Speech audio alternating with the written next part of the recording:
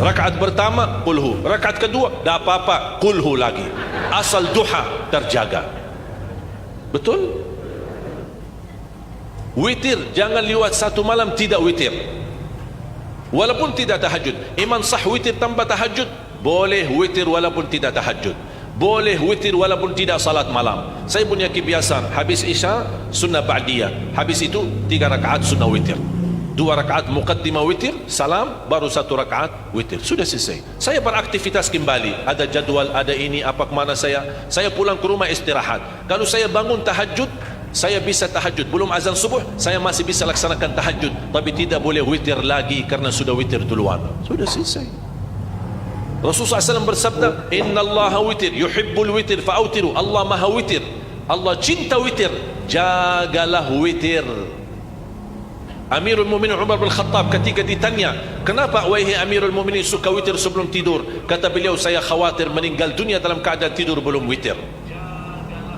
Salat witir, kalau tidak berkesempatan salat malam tidak apa-apa, tapi sudah namamu tertulis ahli witir. Kalau bapak-bapak, ibu-ibu yang sudah biasa bangun tengah malam, suka bangun tahajud, sudah terbiasa, tak apa-apa, boleh witir belakangan. Tapi kalau ada yang merasa kekhawatiran atau tahu dirinya suka malas, bangun tapi malas-malasan, berat untuk laksanakan, daripada kita ketiduran tidak salat sama sekali, mendingan witir amankan dulu. Diamankan witirnya supaya tertulis namamu ahli witir. Kalau sempat tahajud syukur, tidak sempat alhamdulillah sudah tertulis nama kita ahli witir.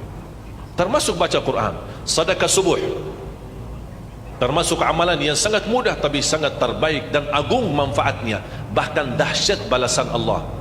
Kenapa sedekah subuh lebih istimewa daripada sedekah di waktu lain? Saya meyakini dan tidak diragukan, orang Indonesia paling suka bersedekah.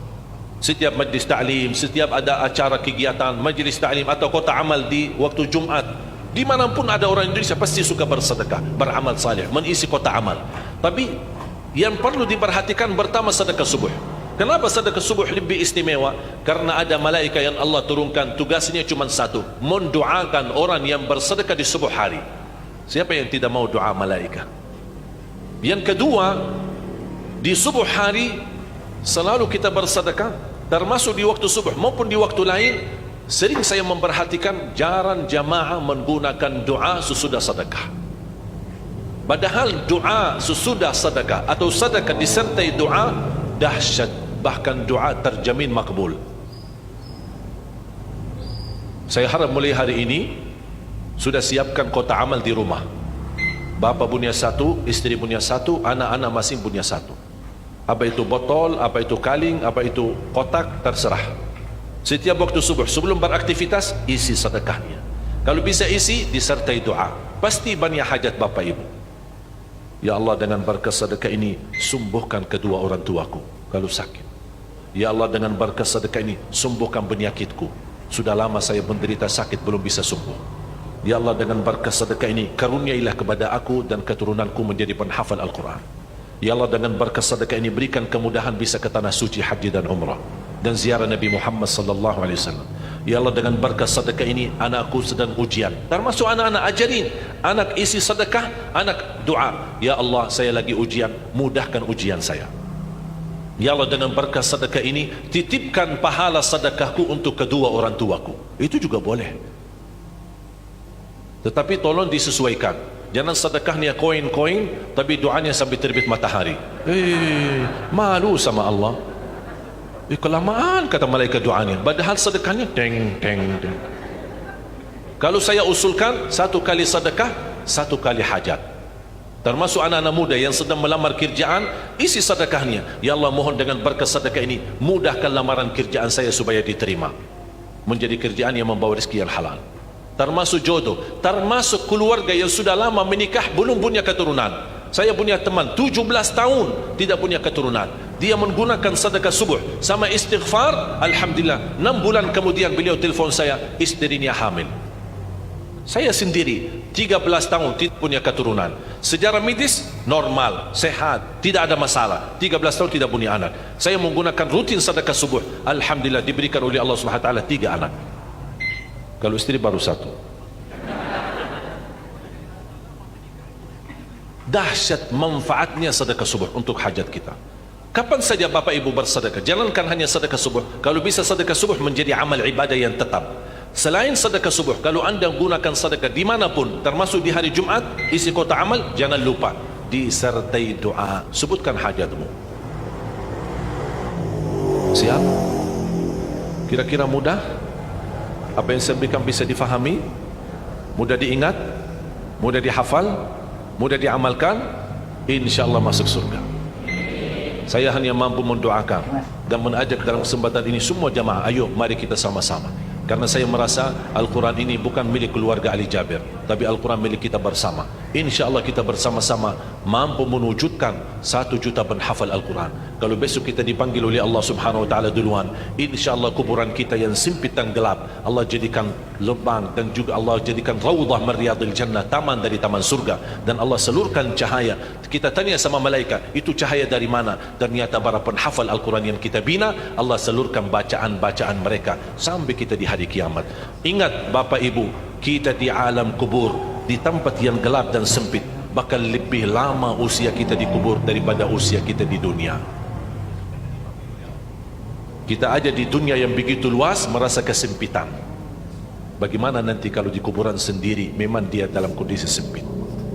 Kalau kita ingin merubah kun fayakun, kuburan kita menjadi taman dari taman surga, kita tidak akan mampu kecuali dengan amal salih atau sedekah jariah yang kita titipkan, yang Allah salurkan pahalanya terus. Anda bisa di dalam kubur 200 tahun, bisa 300 tahun, bisa 500 tahun, tapi bisa menjadi nikmat bagimu. Orang yang di atas mendoakanmu, tapi Anda berkata, hei, kalian tidak tahu saya lagi gembira, lagi bahagia, lagi berada di taman surga. Allah tunjukkan di dalam kuburannya, sebagaimana bersabda Rasulullah SAW, Allah bukakan satu pintu di kanan kuburannya, Allah tunjukkan posisimu di dalam surga. Disitulah kata orang mukmin, ya Allah, mohon segerakan hari kiamat. Tapi ada orang lain yang tidak pernah punya perjuangan, yang tidak pernah memperhatikan Al-Quran, bahkan jauh dari amalan ibadahnya. Allah bukakan nasibnya pintu dari neraka, dan dia berkata, ya Allah, jangan bangkitnya hari kiamat, cukup saya di sini.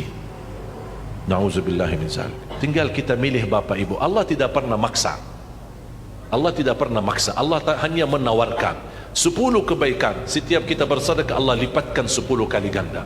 Tapi Allah tidak pernah memaksa. Syaitan pun tidak pernah memaksa untuk menghambatkan diri untuk berjuang. Syaitan tidak pernah, hanya syaitan mengajak kita kepada dosa, mengajak kita kepada keburukan, tapi tidak pernah maksa, tidak pernah mukul untuk kita berbuat salah dan dosa. Allah sama juga, tidak pernah maksa, tapi Allah menawarkan. Bahkan Allah ingin kita bisa menjadi orang yang sami'na wa ata'na, karena manfaatnya bukan untuk Allah, tapi manfaatnya kembali kepada diri sendiri. Man amila salihan falinafsihi wa man asaa fa'alaiha. Barang siapa yang beramal salih, kembali manfaatnya kepada dirinya. Barang siapa yang berbuat buruk, kembali buruknya kepada dirinya. Tinggal kita milih. Dan saya yakin Bapak Ibu pasti akan memilih berbisnis sama Allah dan meyakinkan kebaikan yang akan membawa kita bahagia dan selamat dunia akhirat. يا أيها الذين آمنوا قوا أنفسكم وأهليكم نارا. Itulah masa depan. Bukan tempatan universiti yang terbaik, bukan rumah yang mewah, bukan mobil yang istimewa, bukan kehidupan yang layak atau kehidupan yang foya-foya, tapi masa depan keluarga, termasuk diri kita. Qu anfusakum wa ahlikum nara. Lindungilah dirimu dan keluargamu dari siksa neraka Jahannam. Saya akhiri satu cerita. Siti Aisyah radhiyallahu anha didatangi seorang ibu membawa 2 anak yatim, dan dia meminta makan, mencari Rasulullah. Kata Siti Aisyah, Rasulullah sedang keluar, apa yang saya bisa bantu? Kata ibu ini, kami lapar, minta makan. Siti Aisyah berkata, tunggulah sabar, saya akan bawakan makan. Masuk rumahnya Siti Aisyah. Kira-kira apa Siti Aisyah bawa makanan? Tidak ada makanan apa-apa di rumah Rasulullah. Cuman yang dia temukan adalah 3 biji kurma. Itu makanan Rasulullah, tidak ada apa-apa. Tidak ada kulkas yang bisa simpan makanan. Sekarang kita pulang ke rumah, alhamdulillah banyak rezeki di dalam rumah kita. Macam buah-buahan, macam makanan cemilan aja, Masya Allah. Orang Indonesia sudah biasa masuk rumahnya makan cemilan aja di mana-mana, di meja ruang tamu, di meja kamar tidur, di meja dapur. Tinggal aja meja masuk WC. Di mana-mana ada makanan. Ada kerupuk, ada pokoknya makanan ringan. Alhamdulillah, saking banyak rezeki, berkah. Siti Aisyah membawa kurma. Karena ibu sama anak dua yatim, dia kasih satu-satu masing-masing. Anak-anak duluan makan kurmanya. Ibu begitu mau makan, anak-anak masih minta lagi. Lapar mah, lihat lapar. Ibu kan orangnya yang kasih sayang kepada anak. Apa yang dia lakukan ibu? Dia membelah kurma yang dia punya, dia belah bagi dua, dikasih kepada anaknya. Dia sendiri belum makan. Siti Aisyah melihat ibu melakukan itu, terharu dan menangis. Betapa luar biasa kasih sayangnya ibu. Mereka pergi. Tidak lama datang Rasulullah. Siti Aisyah menceritakan, ya Rasulullah, baru terjadi di hadapan Aisyah sebuah cerita yang istimewa. Kata Rasul, coba cerita apa? Siti Aisyah menceritakan apa yang terjadi. Apa kata Rasulullah? Wahai Aisyah, kamu kagumi berbuat ibu terhadap anaknya? Kamu senang apa yang dilakukan ibu sambil membelah kurma membagi dua? Ketahuilah wahai Aisyah, Allah lebih senang terhadap perilaku ibu itu. Allah lebih senang, jangan Aisyah, Allah lebih senang. Sampai Rasulullah bersabda, ibu itu gara-gara separuh kurma yang dia bagikan kepada anaknya, dia belah kurma dibagikan, kata Rasulullah, ketahui wahai Aisyah, Allah selamatkan ibu dari neraka Jahannam gara-gara separuh kurma itu. Sampai Rasul di ujung hadis, ittaqun nara walau bisyiqqi tamrah, bertakwalah kepada Allah terhadap api neraka walaupun dengan separuh kurma. Separuh kurma bisa kita selamat dari siksa neraka. Kira-kira gimana yang membagikan kurma buat buka puasa? Gimana yang menghadiahkan bok nasi? Gimana yang menghadiahkan puluhan bok nasi? Gimana yang menghadiahkan membina anak penghafal Al-Quran? Coba, kalau separuh kurma berharga di sisi Allah, gimana berjuangan? Ada orang wakaf tanahnya, ada orang wakafkan rumahnya, ada orang wakafkan hartanya. Luar biasa pahalanya di sisi Allah, bukan sia-sia. Wallahi Bapak Ibu yang berbisnis sama Allah tidak akan rugi. Surat Fatir ayat 29 dan 30, silahkan Bapak Ibu nanti pulang. Saya tidak akan baca dan tidak akan baca terjemahannya, tapi saya minta Bapak Ibu silahkan Anda baca ayat itu dan buka Al-Quran dan belajari artinya. Surat Fatir, surah 39, maaf surah 35 ayat 29 dan 30. Surah 35 ayat 29 dan 30. Coba baca artinya, insya Allah sangat bermanfaat. Dan mudah-mudahan di situ ada 3 amalan yang sangat indah. Mudah-mudahan bisa kita amalkan dan bisa kita gunakan. Insya Allah termasuk berbisnis sama Allah yang tidak akan ada ruginya, dan insya Allah akan dibalas oleh Allah dengan kebaikan dan kebahagiaan keselamatan dunia akhirat. Ya Allah ya Arhamar Rahimin, jadikan kami semua ahlul Quran, keluarga Al-Quran, berakhlak-akhlakul Quran, para pencinta Al-Quran, para penhafal Al-Quran yang mampu mengamalkan Al-Quran sesuai kemampuannya. Berikan kepada kami anak dan cucu penhafal Al-Quran yang mampu membanggakan kami di hadapan-Mu hari kiamat ya Rabbal Alamin. Ya Allah, atas izin-Mu kami bersama-sama kumpul di masjid ini. Berilah kepada kami kemuliaan, sama-sama bertemu kembali di dalam surga-Mu ya Allah bersama Nabi Muhammad sallallahu alaihi wasallam. Ya Allah, berkahi rezeki kami, panjangkan umur kami, sihatkan badan kami, berikan kemudahan bisa ke tanah suci haji dan umrah dan ziarah Nabi Muhammad sallallahu alaihi wasallam. Ya Allah ya Arhamar Rahimin, aku mohon untuk semua jemaah yang hadir, selepas majlis ini masing-masing pulang sudah diampuni segala dosanya, disucikan hatinya, dibersihkan jiwanya, diselamatkan setiap langkah-langkahnya, dikabulkan segala hajatnya, dimudahkan segala urusannya, dipanjangkan umurnya dalam taat kepada Allah, di akhir hayatnya dengan husnul khatimah. Ighfir lana wa liwalidina wa li jami'il muslimina wal muslimat wal mu'minina wal mu'minat al ahya'i minhum wal amwat. Rabbana atina fid dunya hasanah wa fil akhirati hasanah wa qina adzaban nar. Wa sallallahu ala sayyidina wa nabiyyina Muhammad wa ala alihi wa sahbihi wa baraka wa sallam walhamdulillahi rabbil alamin. Masa gara-gara tidak hafal wasyamsi wa duhaha wa duha tidak salat duha?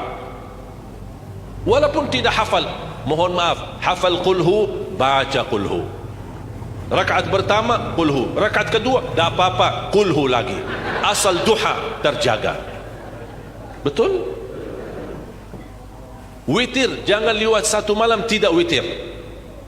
Walaupun tidak tahajud. Iman sah witir tanpa tahajud? Boleh witir walaupun tidak tahajud.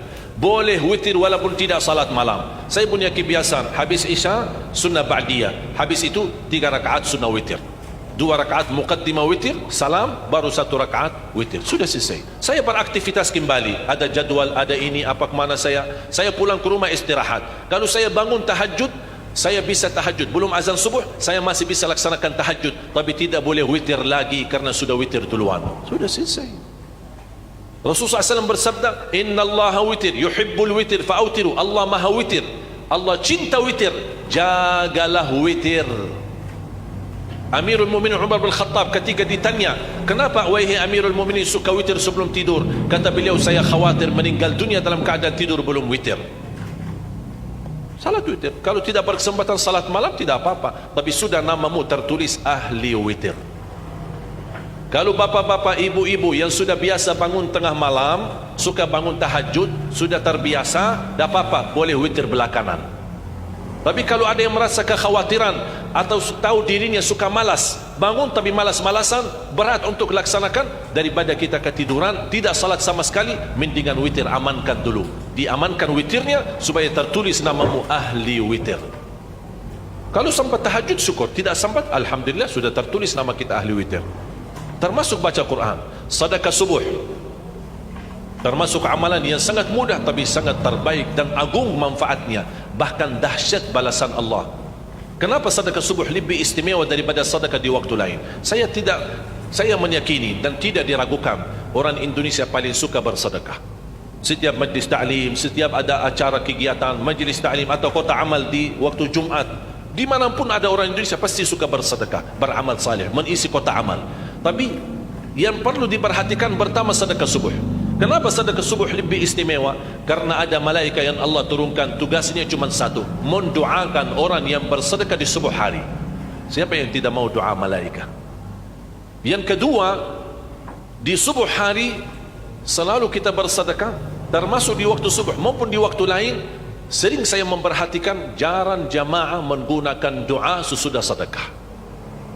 Padahal doa sesudah sedekah atau sedekah disertai doa dahsyat, bahkan doa terjamin makbul. Saya harap mulai hari ini sudah siapkan kota amal di rumah. Bapa punya satu, istri punya satu, anak-anak masing punya satu. Apa itu botol, apa itu kaling, apa itu kotak, terserah. Setiap waktu subuh sebelum beraktivitas isi sedekahnya. Kalau bisa isi disertai doa, pasti banyak hajat bapak ibu. Ya Allah, dengan berkat sedekah ini sembuhkan kedua orang tuaku kalau sakit. Ya Allah, dengan berkat sedekah ini sembuhkan penyakitku, sudah lama saya menderita sakit belum bisa sembuh. Ya Allah, dengan berkat sedekah ini karuniailah kepada aku dan keturunanku menjadi penghafal Al-Quran. Ya Allah, dengan berkat sedekah ini berikan kemudahan bisa ke tanah suci haji dan umrah dan ziarah Nabi Muhammad sallallahu alaihi wasallam. Ya Allah, dengan berkat sedekah ini anakku sedang ujian, termasuk anak-anak, ajarin anak isi sedekah, anak doa, ya Allah saya lagi ujian, mudahkan ujian saya. Ya Allah, dengan berkat sedekah ini titipkan pahala sedekahku untuk kedua orang tuaku, itu juga boleh. Tetapi tolong disesuaikan, jangan sedekahnya koin-koin tapi doanya sampai terbit matahari. Malu sama Allah.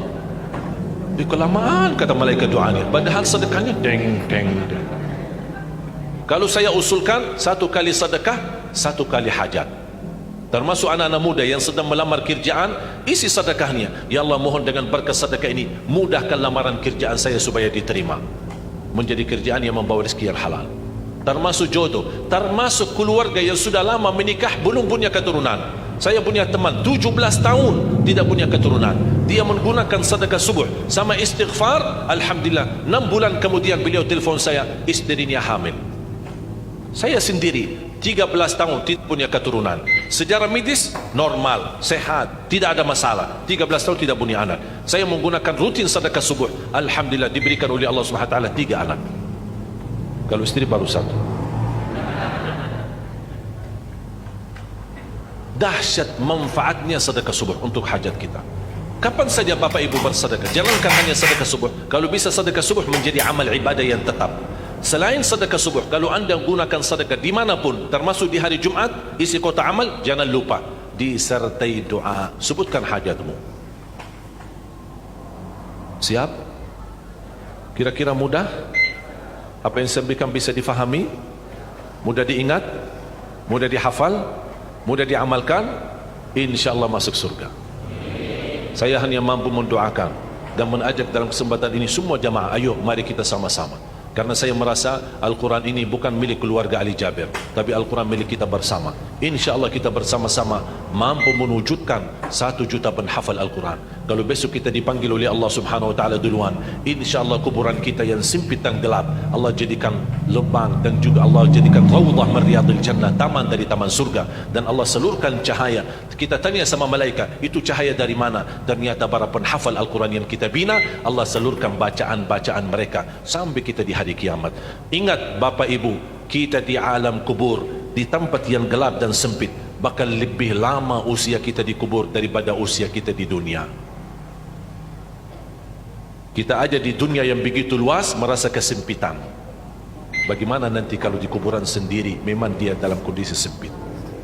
Kalau kita ingin merubah kun fayakun, kuburan kita menjadi taman dari taman surga, kita tidak akan mampu kecuali dengan amal salih atau sedekah jariah yang kita titipkan, yang Allah salurkan pahalanya terus. Anda bisa di dalam kubur 200 tahun, bisa 300 tahun, bisa 500 tahun, tapi bisa menjadi nikmat bagimu. Orang yang di atas mendoakanmu, tapi Anda berkata, hei, kalian tidak tahu saya lagi gembira, lagi bahagia, lagi berada di taman surga. Allah tunjukkan di dalam kuburannya, sebagaimana bersabda Rasulullah SAW, Allah bukakan satu pintu di kanan kuburannya, Allah tunjukkan posisimu di dalam surga. Disitulah kata orang mukmin, ya Allah, mohon segerakan hari kiamat.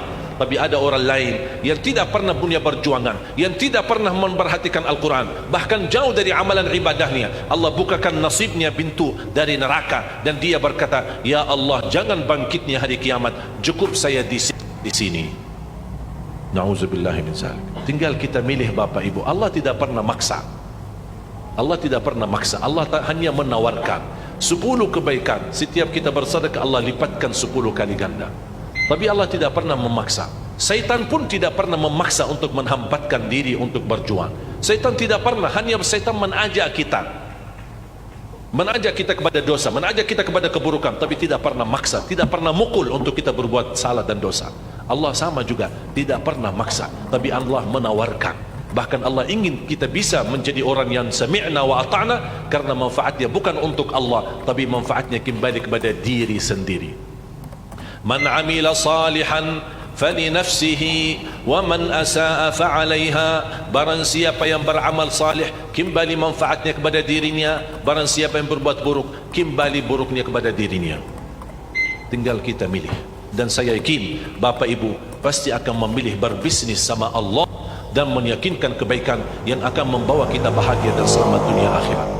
Ya ayyuhalladzina amanu qu anfusakum wa ahlikum nara. Itulah masa depan. Bukan tempatan universiti yang terbaik, bukan rumah yang mewah, bukan mobil yang istimewa, bukan kehidupan yang layak atau kehidupan yang foya-foya, tapi masa depan keluarga, termasuk diri kita. Qu anfusakum wa ahlikum nara. Lindunilah dirimu dan keluargamu dari siksa neraka jahannam. Saya akhiri satu cerita. Siti Aisyah radhiyallahu anha didatangi seorang ibu membawa 2 anak yatim, dan dia meminta makan, mencari Rasulullah. Kata Siti Aisyah, Rasulullah sedang keluar, apa yang saya bisa bantu? Kata ibu ini, kami lapar, minta makan. Siti Aisyah berkata, tunggulah sabar, saya akan bawakan makan. Masuk rumahnya Siti Aisyah.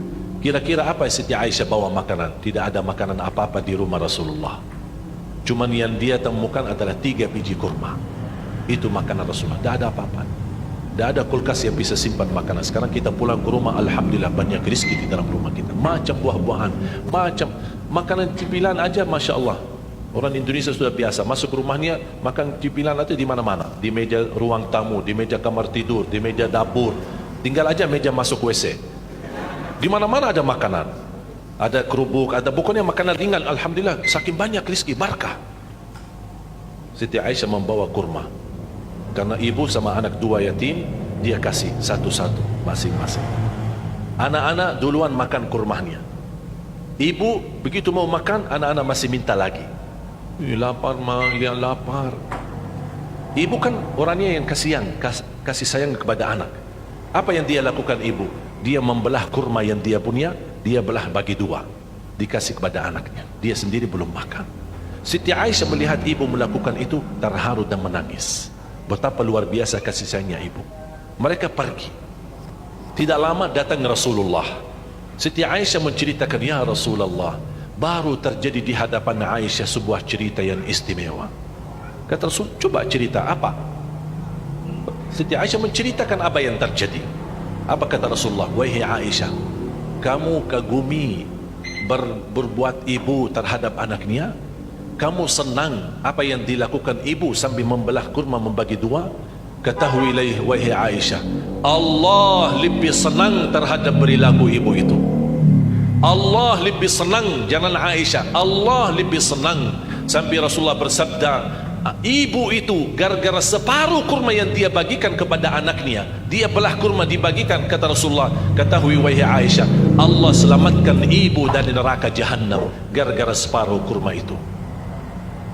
Sampai Rasul di ujung hadis, ittaqun nara walau bisyikki tamrah, bertakwalah kepada Allah terhadap api neraka walaupun dengan separuh kurma. Separuh kurma bisa kita selamat dari siksa neraka.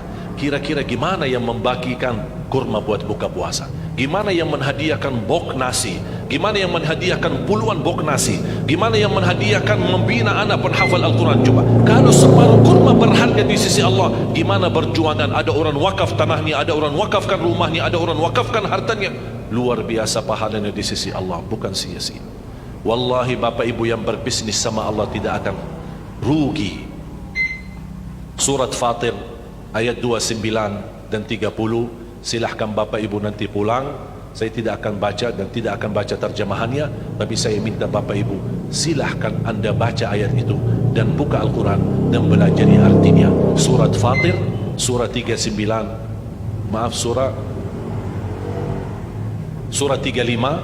ayat 29 dan 30. Surat 35 ayat 29 dan 30. Coba baca artinya, insya-Allah sangat bermanfaat. Dan mudah-mudahan di situ ada 3 amalan yang sangat indah. Mudah-mudahan bisa kita amalkan dan bisa kita gunakan. Insya-Allah termasuk berbisnis sama Allah yang tidak akan ada ruginya, dan insya-Allah akan dibalas oleh Allah dengan kebaikan dan kebahagiaan keselamatan dunia akhirat. Ya Allah ya Arhamar Rahimin, jadikan kami semua ahlul Quran, keluarga Al-Quran, berakhlak-akhlakul Quran, para pencinta Al-Quran, para penhafal Al-Quran yang mampu mengamalkan Al-Quran sesuai kemampuannya. Berikan kepada kami anak dan cucu penhafal Al-Quran yang mampu membanggakan kami di hadapan-Mu hari kiamat ya Rabbal Alamin. Ya Allah, atas izin-Mu kami bersama-sama kumpul di masjid ini. Berilah kepada kami kemuliaan, sama-sama bertemu kembali di dalam surga-Mu ya Allah bersama Nabi Muhammad sallallahu alaihi wasallam. Ya Allah, berkahi rezeki kami, panjangkan umur kami, sihatkan badan kami, berikan kemudahan bisa ke tanah suci haji dan umrah dan ziarah Nabi Muhammad sallallahu alaihi wasallam. Ya Allah ya Arhamar Rahimin, aku mohon untuk semua jemaah yang hadir, selepas majlis ini masing-masing pulang sudah diampuni segala dosanya, disucikan hatinya, dibersihkan jiwanya, diselamatkan setiap langkah-langkahnya, dikabulkan segala hajatnya, dimudahkan segala urusannya, dipanjangkan umurnya dalam taat kepada Allah, di akhir hayatnya dengan husnul khatimah.